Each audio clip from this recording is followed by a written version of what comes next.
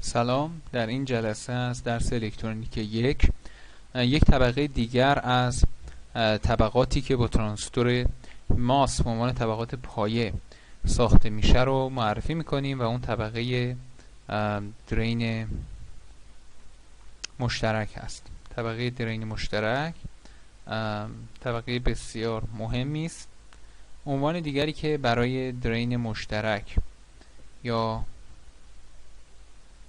کامن درین مطرح میشه یا CD. عنوان دیگری که براش هست سورس فالوور هست یا دنبال کننده. سورس دنبال کننده شاید بهتر باشه تو معنای فارسی تا معلوم باشه که چه چیزی رو میخوایم بگیم.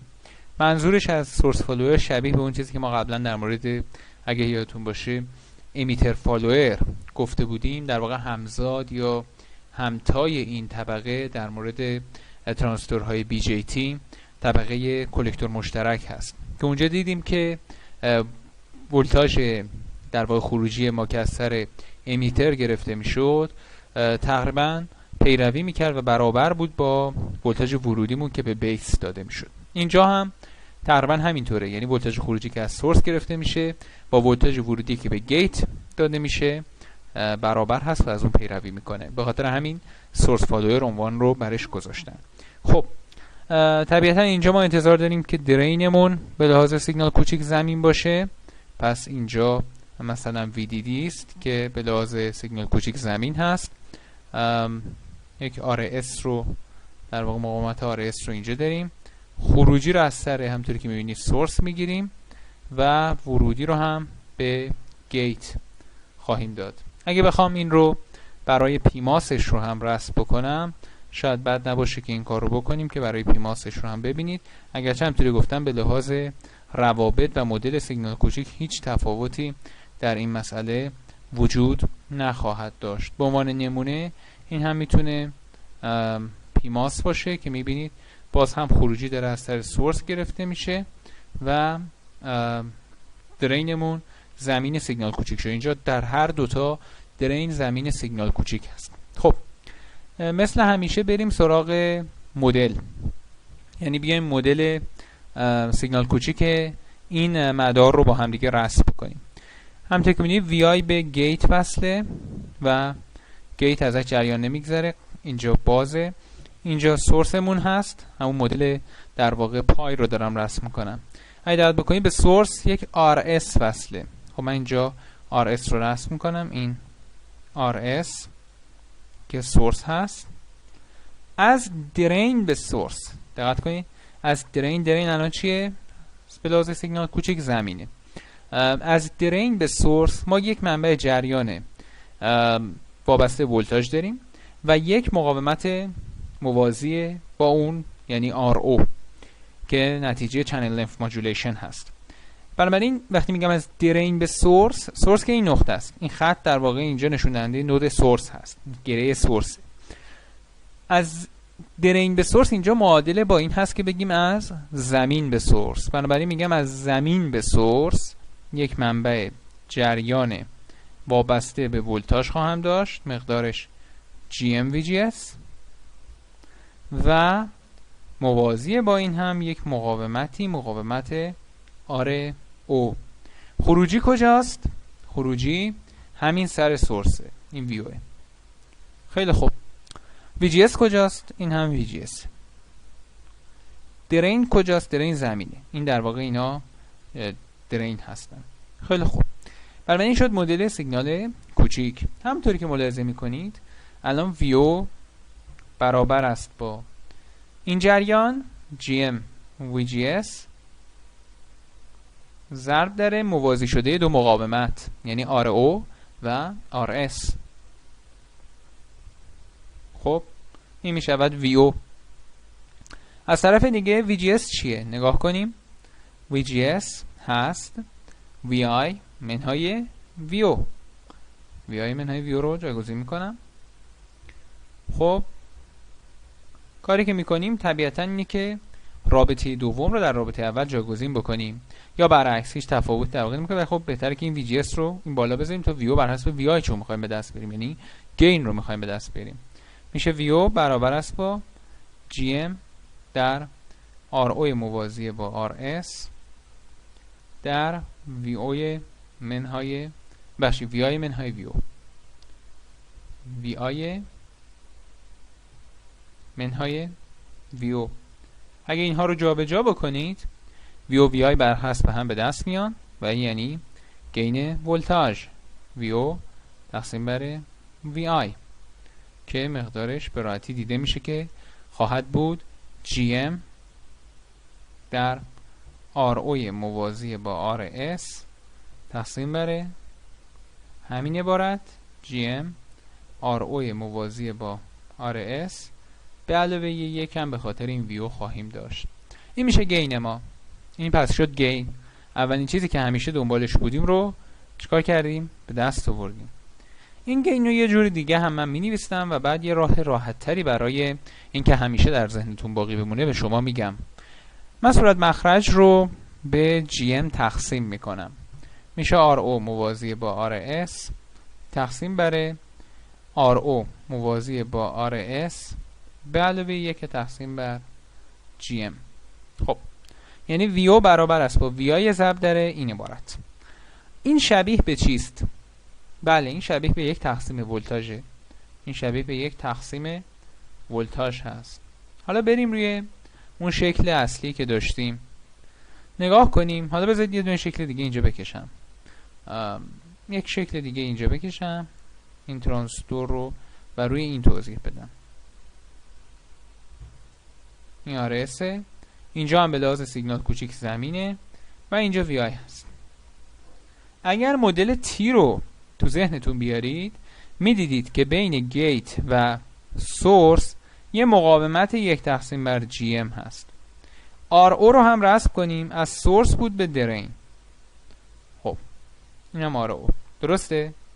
پس RO الان با RS موازیه. چرا؟ چون یه سرشون اینجا تو سورس مشترکه، یه سرشون جفتشون زمین شده و یک تقسیم بر GM هم اینجا قرار داره بین اینها، بین VI و این سورسی که در واقع هم اینجا VO هم هست.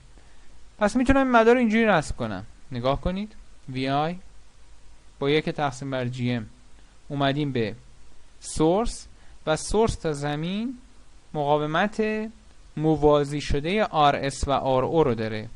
RS موازی با RO و این هم همون خروجی VO. خب شما اینو چجوری حساب میکنید در درس مدار یک؟ بله با تقسیم ولتاژ. یعنی میگید VO برابر است با این مقاومت RS موازی با RO تقسیم بر RS موازی مجموع مقاومت ها RS موازی RO به علاوه یک تقسیم بر GM در VI. پس گین ما به راحتی به دست میاد. VO به VI می شود RS موازی با RO تقسیم بر RS موازی با RO به علاوه یک تقسیم بر GM، همین عبارتی که اینجا به دست آوردم. یا اگر سوال مرحله در GM ضرب بکنیم به این رابطه بالا میرسیم. ببینید این در واقع روشی است که شاید راحت تر در ذهن شما باقی بمونه و بتونید راحت تر باهاش کنار بیایید. مطلب بعدی که داریم طبیعتا در مورد هر طبقه‌ای مطلب مقاومت ورودی است. مقاومت ورودی مطلب بعدی ما بوده همیشه. خب در مورد مقاومت ورودی اینجا فکر میکنم دیگه همه راحت بتونن بگن که داستان چیست. این اگر طبقه تقویت کننده من باشه RS و این هم VO و اینجا هم VI، خیلی راحت میشه گفت که این امپدانس ورودی چقدره. بارها دیدیم مثلا در مورد امیتر مشترک هم با هم دیگه دیدیم، در مورد سورس مشترک، در مورد سورس مشترک با مقاومت در سورس هم دیدیم که چون ورودی به گیت وصله و گیت جریان نمیکشه، گیت جریانش صفره و من اگر این VI رو به وی تست هم تبدیل بکنم آی تست حتما صفره و چون RI هست وی تست به آی تست میشه وی تست به صفر که جریان گیته و این یعنی بی نهایت. پس در این طبقه هم RI می شود بی نهایت، مثل طبقه سورس مشترک یا سورس مشترک با مقاومت در سورس تفاوتی نمیکنه. و مطلب بعدی ما طبیعتاً مطلب مهمیه به اسم مقاومت خروجی. خب مقاومت خروجی رو برای اینکه حساب کنم یا مدل رو مجددا رسم میکنم. یادتون هست که بارها گفتیم RO هست وی تست به آی تستی که در خروجی اعمال میکنیم زمانی که ورودی رو زمین کرده باشیم یا صفر کرده باشیم. خب بیایم با این فرض در واقع با این شرایط مدار خودمون رو رسم بکنیم.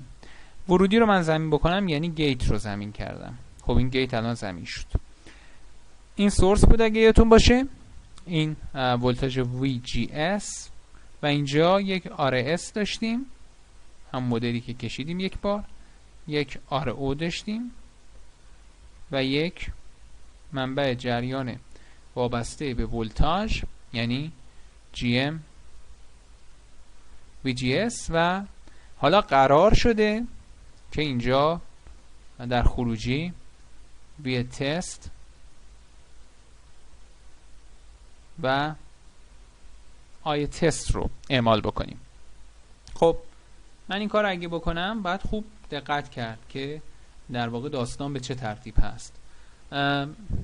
VGS همطوری که میبینید الان VGS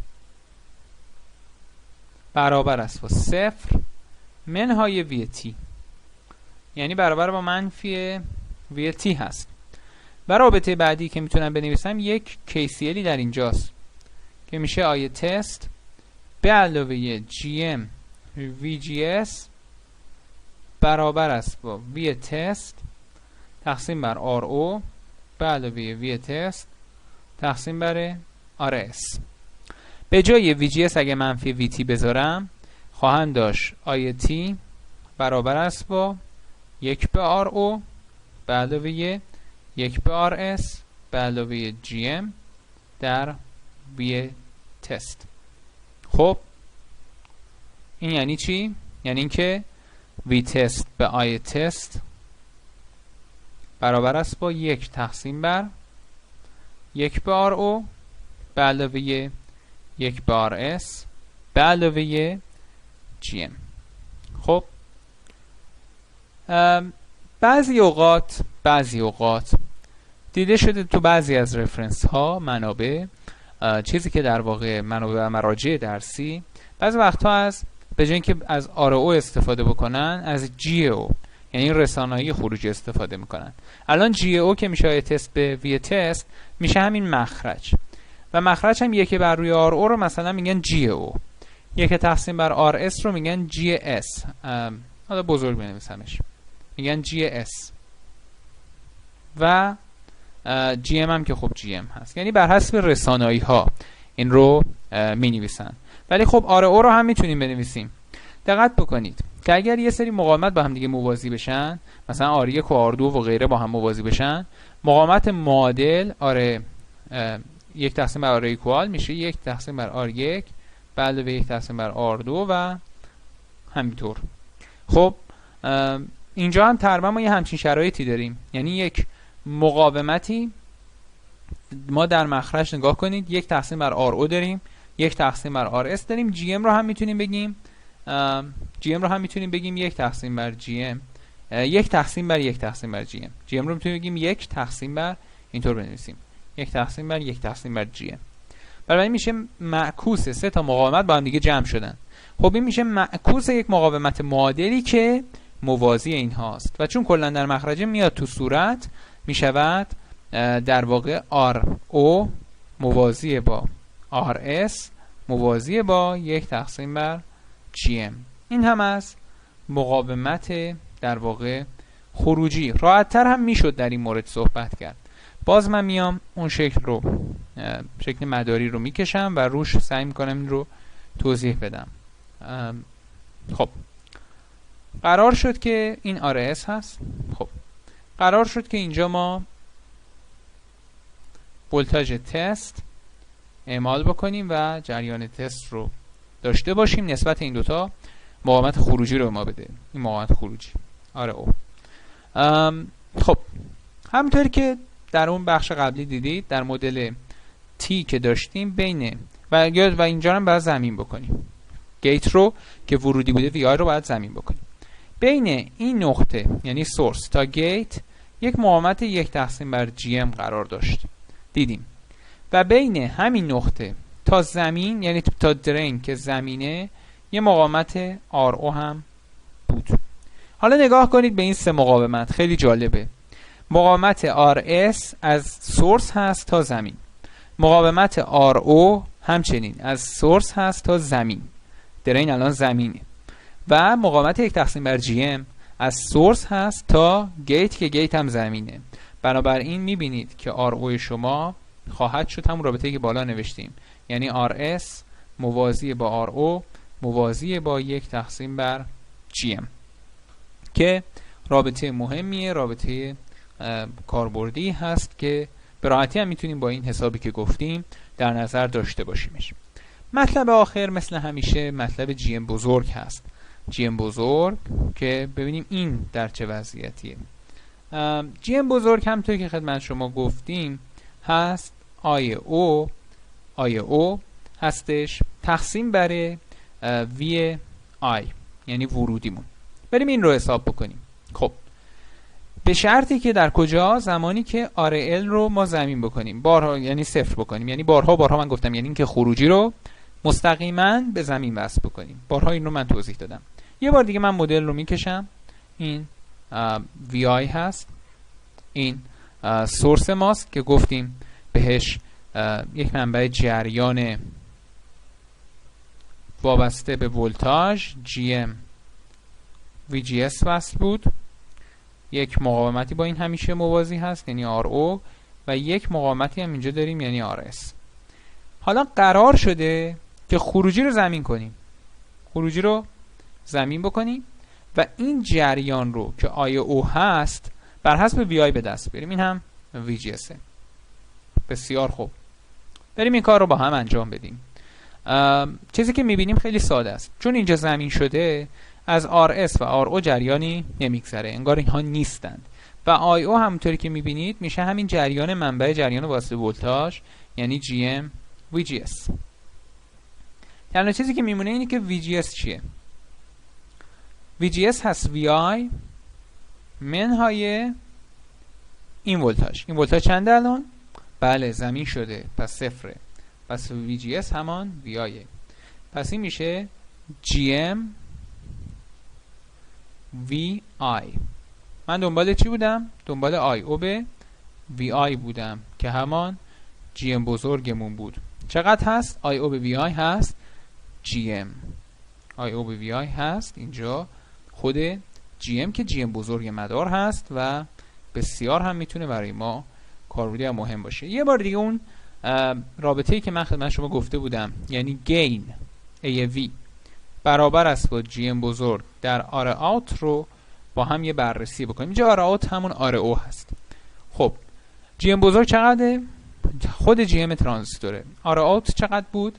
دیدیم با هم بود 1/GM موازی با RO موازی با RSC. خب این رو میتونیم به راحتی تحقیق کنیم که آیا واقعا برابر با اون مقداری که ما به دست آوردیم هست یا نه. خب این کار سخت نیست. 1/GM موازی شده با موازی این دوتا میشه 1/GM ضرب در RO موازی با RC تقسیم بر 1/GM به علاوه RO موازی با RC ضرب در GM. میبینید که بله این دوتا ساده میشن. چیزی که به دست میاد هست RO موازی با RC تقسیم بر 1 به GM به علاوه RO موازی با RC که همان چیزی است که قبلا هم به دست آورده بودیم و میبینید که این رابطه اینجا هم صادقه.